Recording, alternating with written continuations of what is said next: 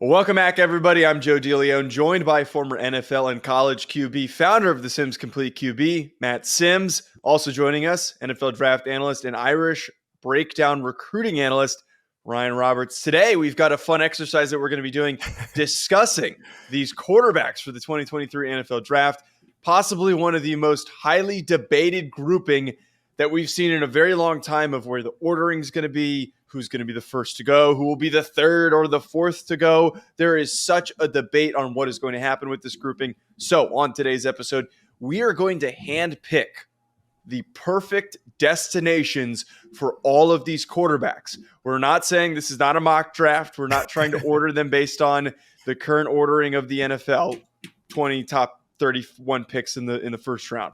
Instead, the way that we are doing this is based on what destination would be perfect and would lead to their early success. Guys, I want to start off with CJ Stroud because CJ Stroud, some murmurs going on right now that he might be the Carolina Panthers pick at first overall. And then we also saw the video that happened at the Ohio State Pro Day where Josh McCown doesn't do a very good job of hiding it. He makes an indication of saying to CJ Stroud, when you move to Charlotte, we'll have to find a court to play on. Very, very not doing a very good job of being sneaky about this. We're starting to learn more and more. But guys, if we did have to pick that destination for Ohio State, CJ Stroud, Ryan, I want to head to you first. What would be the perfect spot for him? I think the Indianapolis Colts would be the perfect spot, actually. I've talked about this a bunch, Joe. There was one time during this draft process where it seemed like people were buying in a little bit more to the toolsy upside of the Anthony Richardsons and the Will Levises of the world. So, I mean, there was a reality where once I thought that Will Levis might be a pick over CJ Stroud. I think that has calmed down and I'm not on that wavelength anymore and things are starting to show themselves a little bit more clearly. But there was a time where I thought Indianapolis could potentially stick at number 4 or maybe just trade up to 3 and get their guy in a CJ Stroud, because I think when I think of what offensively that team really needs, because what they have had over the last few years is they've went the veteran route a ton, and they've gone to they've went from Phillip Rivers, obviously on the last leg, still did a good job for them his final year, but then he retires. You go into a Carson Wentz situation, and obviously he flames out pretty quick. And then you go to Matt Ryan last year, who Matt Ryan's just done at this point. Like he's just kind of on the back end of his career. CJ Stroud, I think, brings a lot of the qualities that Indianapolis wants in a quarterback, though. That team is it's a larger wide receiver group with the Michael Pittman Juniors of the world. It's more of a timing-based system, back shoulder type of system. And I think for me, CJ Stroud has that type of really, I think the word is like he has a really high floor to that system, right? It's like he's a natural passer. He's a natural processor. He gets the ball out on time. He's very smooth in seeing the field. So in an Indianapolis Colts roster that I actually think is a lot better than some people give it credit for. I think that offensive line has pieces. They have Jonathan Taylor. They have Michael Pittman Jr., a couple guys on the defensive side of the ball, including Darius Leonard. With a quarterback that has a higher floor that is more dependable, I think a guy like a CJ Stroud could potentially flourish pretty early in Indianapolis Colts, and that could regulate that position because they just have not hit on their veteran quarterbacks the last 2 times.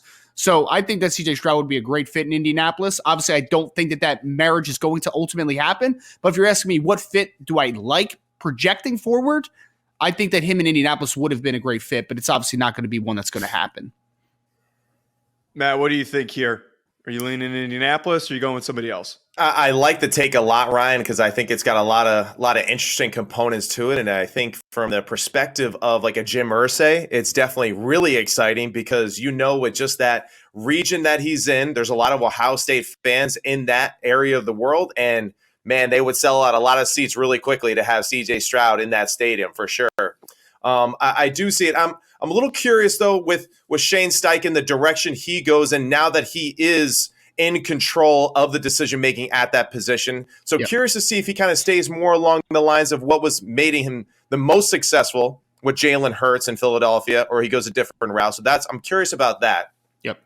For me, CJ Stroud, I think the best place really is Carolina. I think Carolina is the best landing place for him. I think that's where he can be most successful right from the bat because he's going to be around a lot of quarterback-minded people. And that's going to be an offense that I think is going to develop him the proper way and being just a well-rounded quarterback as far as decision making, having multiple layers of an offense that they could take advantage of immediately.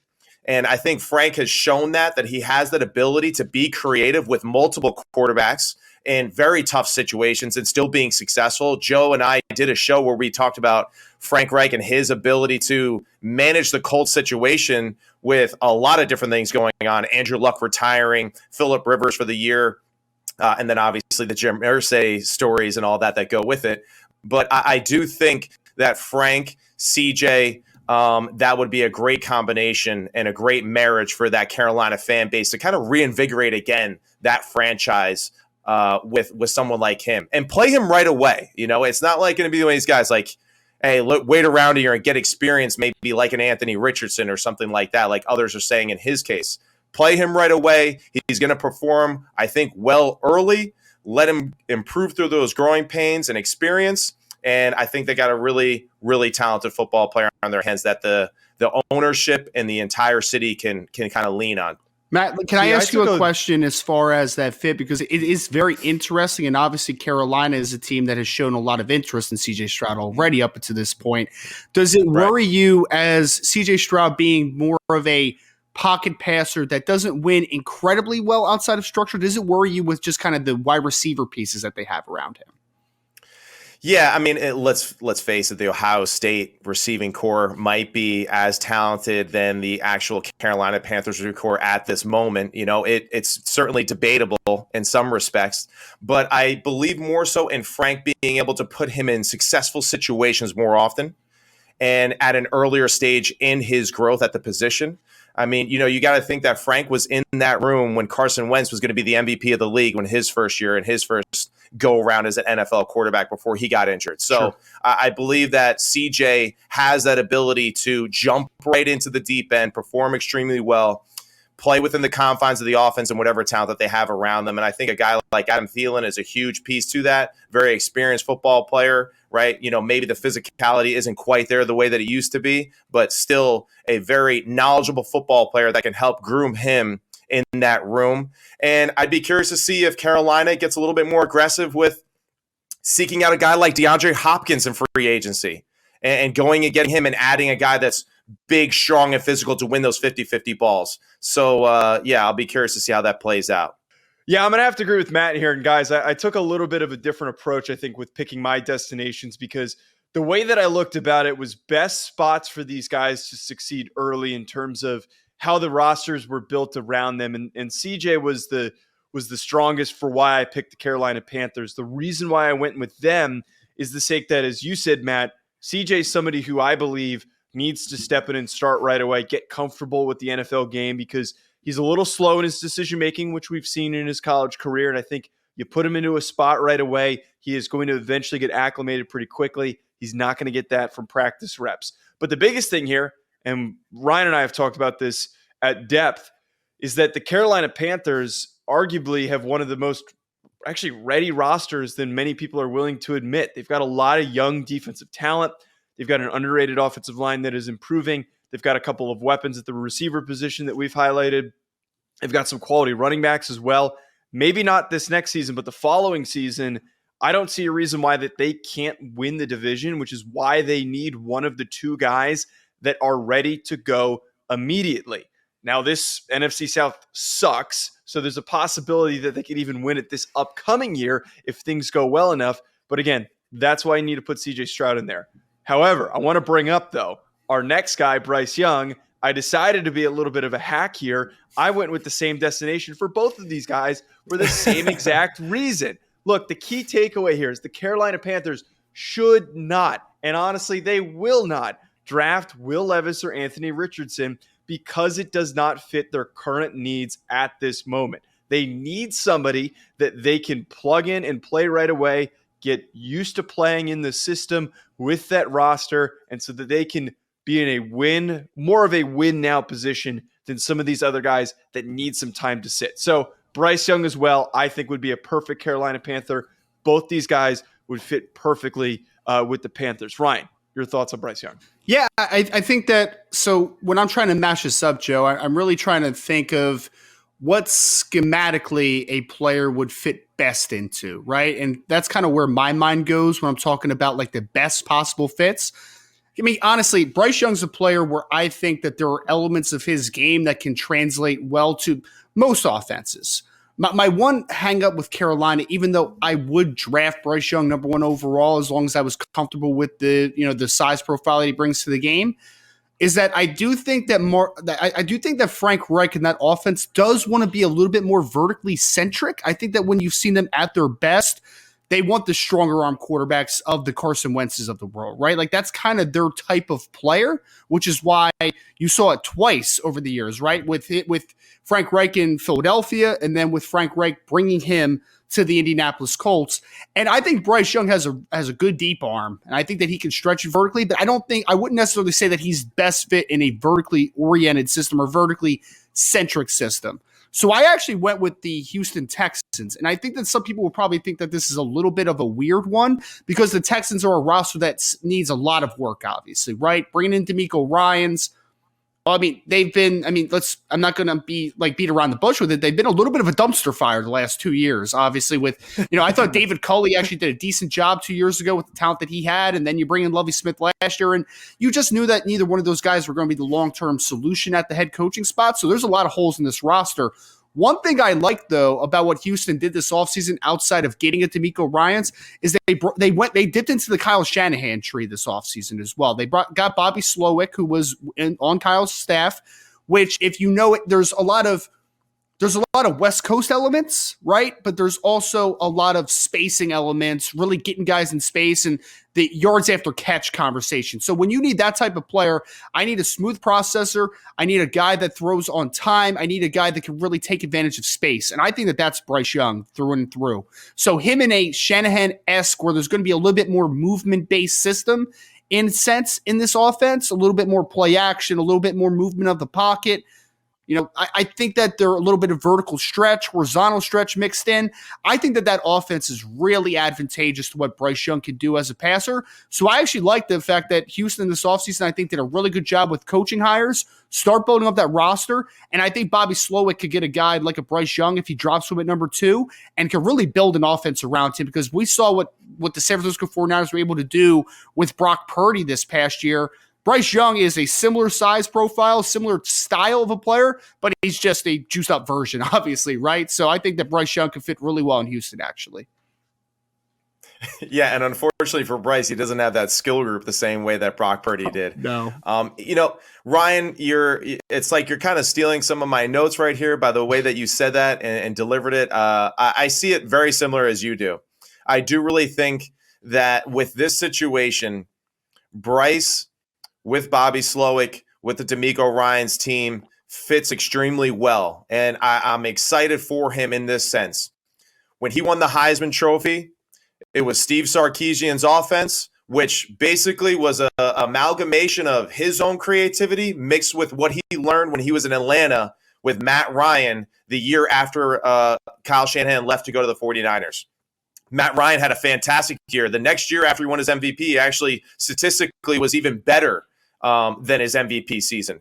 So I think that combination of him being able to go into the NFL, be in a system that's extremely familiar to him, language, verbiage, the way that it's read, the way that you go through the progressions, I think this will allow him to jump right in and almost kind of take command of the offense faster than some of his other teammates, despite him, entering the team late as a rookie. And that's what I think is very exciting for him. He makes all the throws extremely well. The guy is a really good job of just improvising, making throws, throwing from funny angles, funny releases, and everyone, listen, the fact is that, yeah, he's on the smaller side. The good thing, like Ryan said, is they move the pocket a lot. They rely on the run game. The horizontal aspect of it is definitely something that coaching tree and coaching aspect is harped on immensely, to make the teams run sideline to sideline. And I think that will allow him to get more space from the line of scrimmage and to make more plays down the field, because it'll be a little bit like how Russell Wilson was like early in his career. run the football aggressively, deep play actions far away from the line of scrimmage, and then just making great throws and great decisions in rhythm down the field. So that's where I think that's a great fit for him, for the Texans organization. And I think it's a good fit really for both parties in this situation. I also think that this Texans spot is very, very realistic for Bryce to end up in, because right now, again, we're talking about how CJ's probably going to be that first overall pick. And then here he's going to plug into a Texans spot where they desperately need a do-over at quarterback. It's going to suck for Bryce Young, though, if this does end up happening, because he kind of gets the worst situation out of everybody. The offensive line there is a bit underrated. I don't think it's enough credit for how good it is with them bringing back Laramie Tunsil, especially. But Texans, great pick for you for Bryce Young here, guys. Moving on to Will Levis, who has been a confusing player. Let's put it that way. To evaluate and volatile, yes.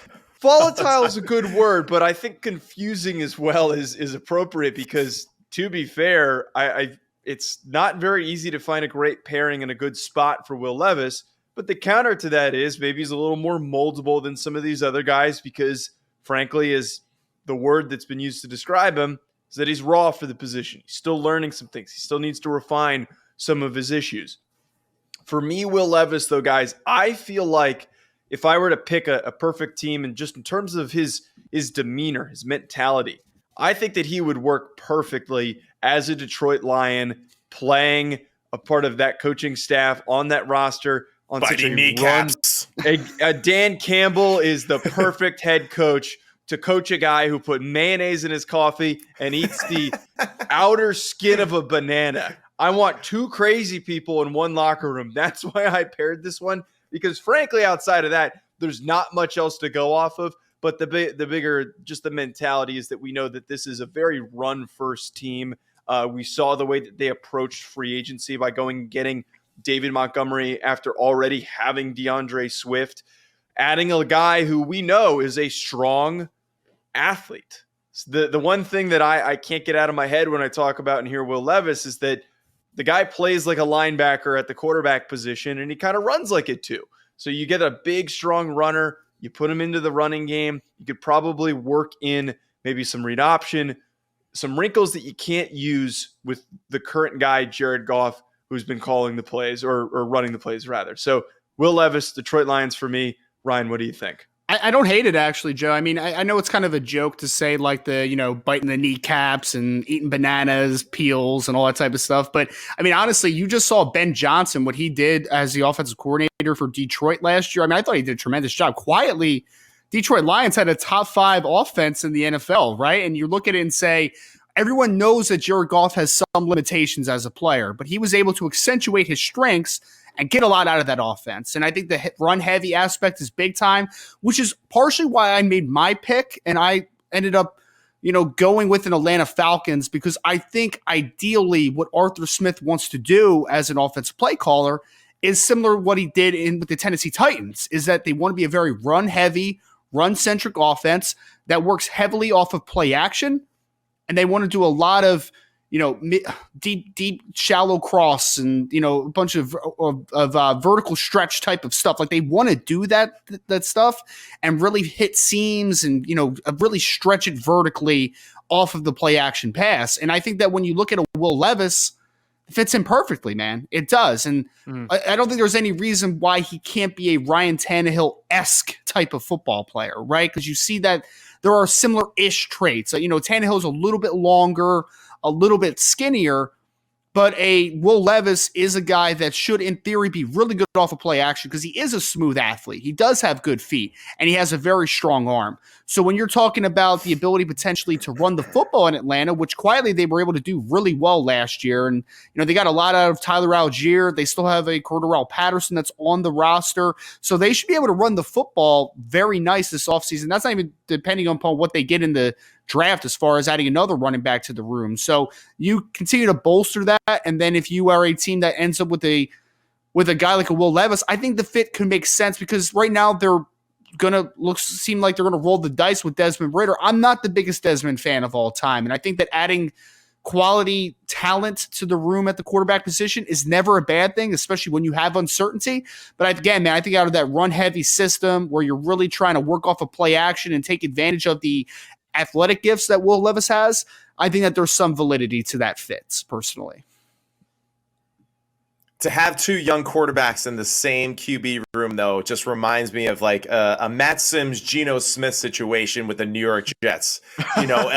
We were talented as hell, but it's not great. It's not great when you got two young cats learning the NFL game at the same time. But hey, at this stage, I have a really tough time with just placing Will Levis anywhere at the moment. I shared that with you in the pre-show. As I kept thinking about it, I still have a tough time placing him somewhere. There's 2-3 teams that kind of come to mind. I think about the New Orleans Saints a little bit with just the fact that they got Derek Carr, so they got their quarterback for tomorrow, a veteran quarterback that can, kind of bring Will Levis along. Not to say that he's going to groom him, but to let Will Levis be in a room like that for him to mature, see how professional handles the room, handles the media, handles a locker room. I mean, nobody's been through more adversity than Derek Carr and his career with all the coaches that he's dealt with and the organization that he has dealt with these past few years. So I think like that situation would really be great for Will. I see Will as someone that has to go to a franchise and sit and wait a little bit, a year or two, to really become a great NFL quarterback. And to let his true ability shine through. It's really curious, though. I mean, Will's super talented. He's raw. I mean, even from his combine, I mean, he took one drop in his combine and he dropped behind the left guard. I mean, he literally dropped on an angle 3 feet the opposite direction. I don't even know who his QB coach is, but I'm just telling you, Sims Complete QB will help you drop straight, Will Levis. All right, I got you. All right, I'll teach you how to drop straight in the pocket. All right, that's one thing you got to work on. But I love that subtle plug, man. I love that, man. I love that. I mean, dude, like, when I was watching the combine, I see all the raw talent, but I also see just like, a lot of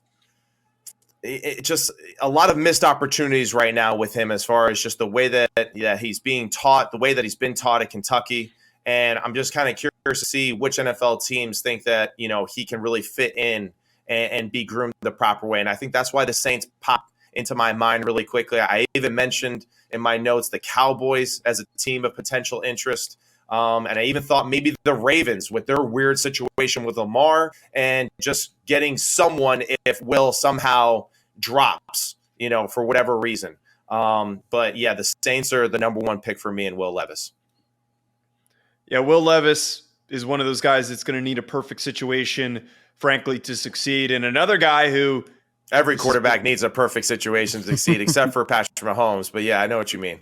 Matt, no, you're 100% correct. But Anthony Richardson, though, is somebody who's been brought up that if he is not properly developed, nurtured, placed into a situation that is going to be creative with his skill set, that his career might not pick up and take off as quickly as many would hope. But Anthony Richardson, a supremely talented player out of Florida, a massive kid at 6'4" and 240 pounds. He ran a 4.4 at the NFL Combine. Athlete, big arm. He checks all the physical boxes, but has not played enough games. And also at the same time, a horrendous completion percentage in college as he was under 55%. So it makes a lot of sense why we sit here and say about Anthony Richardson, we got to place him somewhere where things are going to work out. So a lot of the stuff, Ryan, that you talked about off the top when you were talking about CJ Stroud with the Indianapolis Colts, I loved a lot of the things that you said. And then Matt countered and brought up how we look at with what Steichen, the former offensive coordinator for Jalen Hurts and the Philadelphia Eagles, now head coach for the Indianapolis Colts, a lot of the way that they ran that offense, a lot of quarterback-oriented runs with a big, strong runner. We know the video of Jalen Hurts with that massive squat that he has. I think, and the first thing that comes to mind with Steichen and how he used Jalen Hurts is that I want to put the best athlete in that offense, and I want to see them just take off at an elite level. And I think if you put Anthony Richardson in that situation, not only is it a stylistic fit because you can run the ball with him, and he's a big, strong kid that can maybe endure more hits early on in his career than some other guys in this class. But the other part of this too his accuracy concerns. I don't think Jalen Hurts was a very accurately consistent quarterback when he came into the NFL. That was one of the knocks on him. And sometimes he still has some issues with his accuracy with hitting open receivers. So I think that if you put Anthony Richardson in, he's going to help develop that. He's going to help him focus on throws that he is going to be capable of making. Overall, I just think that if we look at Jalen Hurts as the example, Anthony Richardson is the perfect counter to a guy that is going to be looking to start over at the quarterback position. Ryan, you first. What do you think? It makes a lot of sense. I've heard this one before as far as, because like Matt said before, with the Steichen elements in Indianapolis right now, like you look at the Jalen Hurts, success that he was able to have this past season, and you say you can kind of see a mirror image there as far as using quarterback power, using the quarterback run game, heavy RPO implementation in that offense. Like there's a lot of validity there. I ended up going with Carolina for just a couple. This is more of a roster construction conversation for me. When I look at that offensive line, I say last year, even when they traded Christian McCaffrey, they were able to run the ball at an incredibly high clip with Deontay Foreman. Deontay Foreman out of the building. They go and they get a Miles Sanders, though, who just ran for over 1,200 yards this past year. When I look at that offensive line with guys like Iquanu at left tackle, Brady Christensen inside, I say that is a power-oriented running game all day long, right? And I'm thinking about what Frank Reich has shown. I keep wanting to call him Mark Richt because Frank Reich. what he had as an offensive mind, in my opinion, guys, like he is a guy that, yes, he has a type, but I think he also is a very smart offensive mind where he can accentuate strengths a ton at the quarterback position. I truly believe that. Mm-hmm. And I think he walks into Carolina and you say, we're going to be able to run the football. We have an offensive line that wants to get downhill. They want to be run-oriented. We're going to run the football at a high clip. And a guy like an Anthony Richardson, off of that, leaning on that running game early on while you're trying to dip his toes in, but not fully submerge him to throw him to the fire, I think that could be incredibly beneficial. Now, he's not going to be the first overall pick in this draft. So this marriage is not going to happen. But if you ask me what is most beneficial for a guy like Anthony Richardson, going to a team that does not have to lean just on him early on, can lean on the run game, and has offensive coaches in a Frank Reich and a Josh McCown that I think can be they can adapt to what they have around him and the talent level. So Anthony Richardson, I think, makes a lot of sense for what the roster components are, and a couple quarterback developers on the roster, obviously, or on the coaching staff, I should say, with a Josh McCown and with a Frank Reich, I think would do wonders for him early on in his career.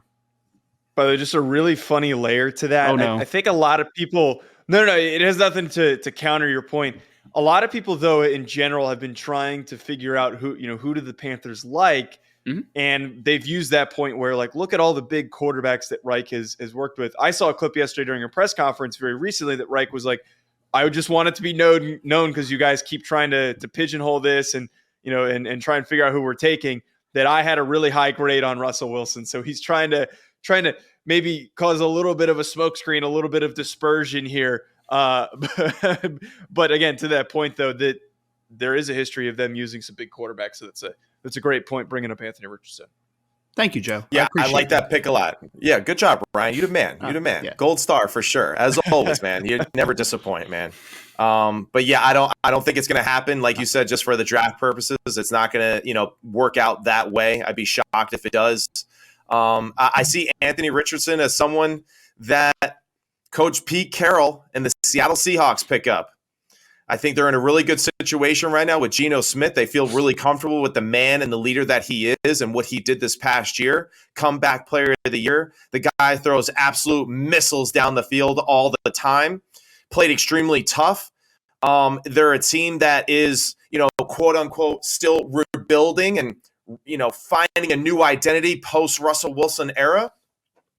And I think Anthony Richardson would be a great person to add to that room and let just watch Geno Smith and what he does and how he carries himself. Because like a Derek Carr and a Will Levis, I mean, Geno has gone through it all. He's gone through the 20 rings of Dante's Inferno and through hell to become the player that he is today.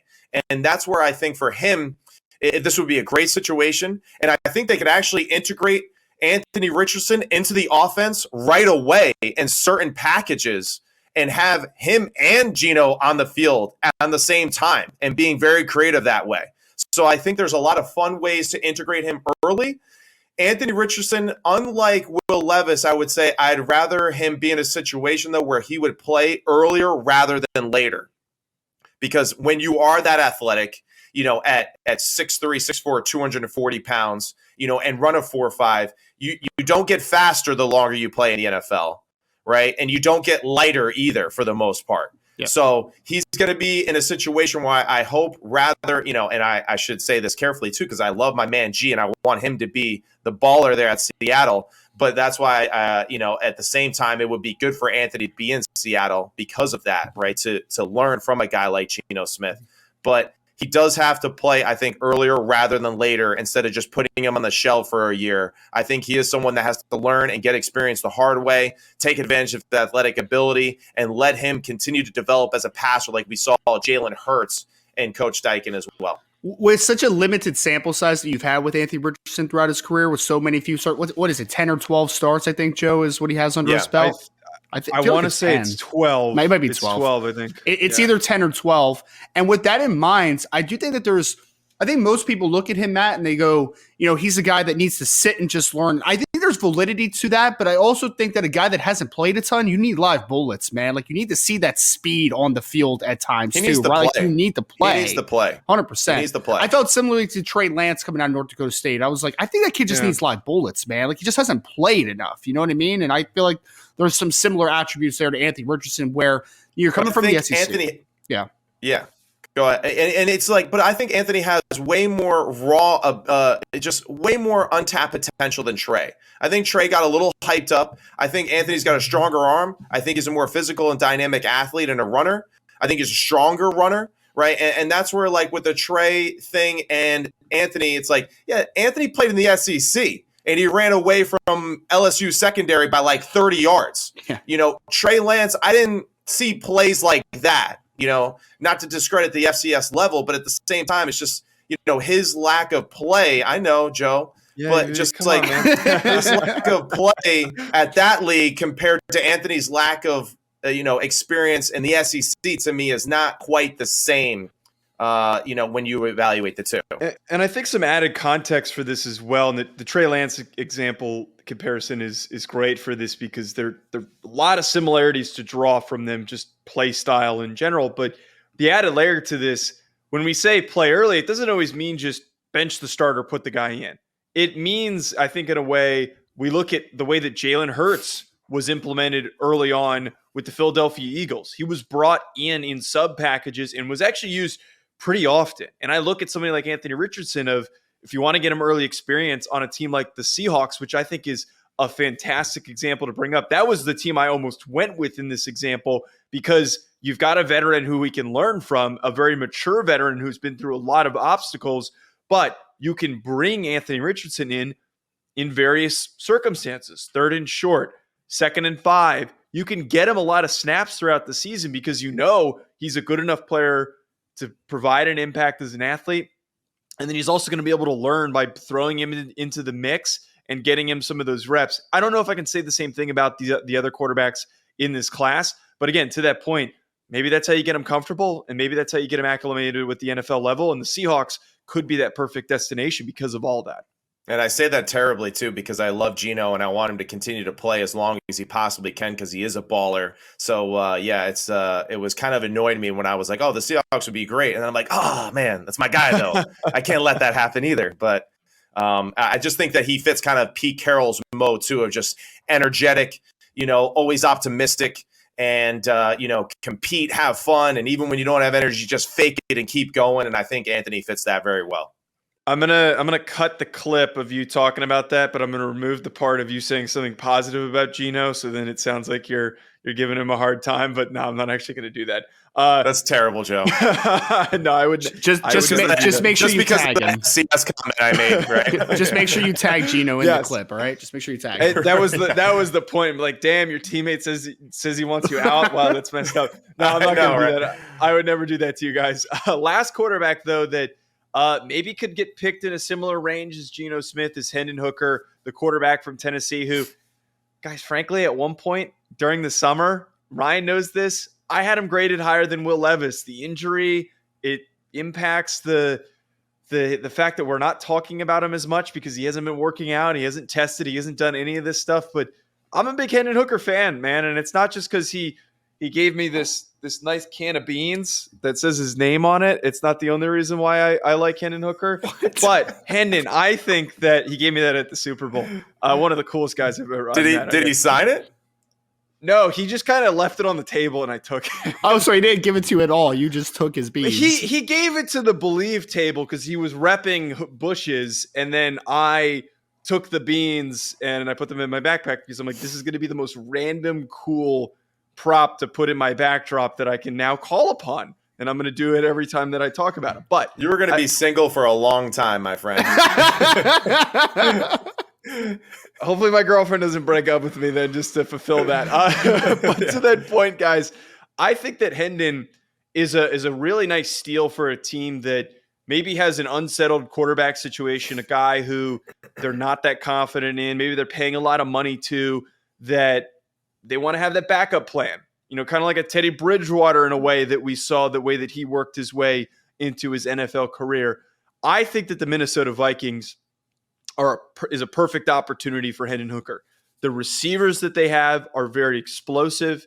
I think that Hendon, not by choice, would probably sit under Kirk Cousins. And I think that he is somebody who could just sneak right underneath him. And if Kirk isn't getting along with the front office, maybe there's a contract dispute, maybe they're sick of getting to the playoffs and getting bounced in the first round, I think that Hendon would be the perfect guy for the Minnesota Vikings for them to just pick up right where they left off, because he's that quality of a player. But Minnesota Vikings for me. Ryan, what do you think? Yeah, Minnesota's an interesting one. I went with the Miami Dolphins because I think that there's one thing that we have to have a conversation about at some point is the fact that Tua Tagovailoa had a really nice season for when he played, but man, he's starting to get to the point where it's like if these concussions start kind of adding up at some point, right, and your durability keeps working in the worst way possible, you might need to find another option to kind of fall back on in that case, right? And I think that Hendon Hooker, if he didn't get hurt, I wouldn't be surprised if he ends up in the late first round conversation when it was all said and done.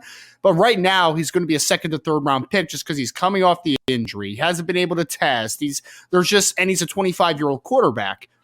But Miami getting a potential insurance piece behind them, because one of the best attributes Hendon Hooker has, Joe, is that he throws a beautiful deep ball. Well, let's put him with Jalen Waddle and Tyreek Hill, who that's kind of where they excel, right? They're guys that can stretch the field both vertically and horizontally. They're that type of after-catch players that I think would really excel with a guy like a Hendon Hooker, a guy that can push the ball a little bit better vertically than what Tua can do. So this is more of an insurance conversation, just in case something happens to Tua. Again, God forbid, you got a guy like a Hendon Hooker, I think talent-wise, can come in and could do well in that type of system under a Mike McDaniel. Because what McDaniel does differently than Shanahan is Mike McDaniel is a little bit more vertically oriented, and that's based upon, again, having Tyreek Hill and having Jalen Waddle than what we've seen Kyle do in San Francisco. But I'd really think that what Hendon Hooker does well could mesh very well in Miami if his number is called, if something happens to Tua. That's a perfect pick, but the problem is that they don't have that first round pick. They have a second round pick. That to me, they have a second round pick. I hope he's still on the board because, again, I really like that man. pick. But them losing that first rounders, that hurts that for me. I think one or two of these guys are going to fall, randomly in the draft. I really do. And it's I definitely feel like one of these guys is going to slip the cracks a little bit here, and someone's going to find a gold mine here in the later rounds, in the second, third, and fourth round potentially. Especially with, there's a few players that are really good quarterbacks that I think will be great pickups later in the draft. With Hendon in his situation, the ACL, it's unfortunate. I don't think it's like the biggest detriment to the world. I think the ACL injury, it's not the same as, the Boobie Miles, Odessa Permian days, where it's like it ends your career, like the same way that it used to. So I don't really value that as like a huge, knock to his game. He is a good athlete. He is tall. He does throw the ball extremely well down the field. He sees the football field extremely well, makes really good decisions consistently. His adjustment from the Josh Heupel offense to the NFL type of game will be a little different. But I think with the fact that he is a mature individual, being 25 years old, being through, different offenses at Virginia Tech and then going to Tennessee, a lot of experience, has played a lot of football games, high-level games, and that'll be a huge benefit to him. The team that I see being a high-level interest, other than the two that you mentioned, because I love your two picks a lot, I like the Tennessee Titans a lot. I do. I think that he fits with Vrabel and that type of offensive scheme and what they're trying to do, trying to be physical, trying to throw the ball vertical down the field when they are throwing the football, and I think that he is a really good leader, a leader of men that's calm, cool, and collected. And I think that's a really good bridging of the gap, too, with him and Ryan Tannehill for one more year before they make a decision what they want to do. I don't know. The Malik Willis situation is interesting. I don't know how they feel about him. Clearly, they didn't feel that great about him if they bring in Josh Dobbs off the streets late in the year. But I do like Hendon potentially landing back in his home state of Tennessee and continuing his career as a Titan. No, I absolutely love that one. Just knowing the way that they love to run that offense. It's a lot of play action. It's a lot of rolling out. And when Ryan Tannehill was actually an athlete and age didn't catch up with him, a lot of similarities I think could be made between the two of them and the way that they play. Trading A.J. Brown wasn't the greatest decision either for their whole franchise, and it led to a few people getting clipped, because of that. So that was a pretty big, terrible decision on the organization and Ryan Tannehill's career. Yeah, they're definitely in restart mode now. Guys, this was a great show. Everybody, thank you so much for tuning in. Make sure to go follow us at Sims Complete QB, at Rise and Draft, at Joe DeLeone. Hit that subscribe button wherever you might be tuning in. And also make sure you check out Believe Network on YouTube and on Twitter at Believe Network to catch our show as well as hundreds of other amazing shows. We'll be back with more, folks. Enjoy your weekend.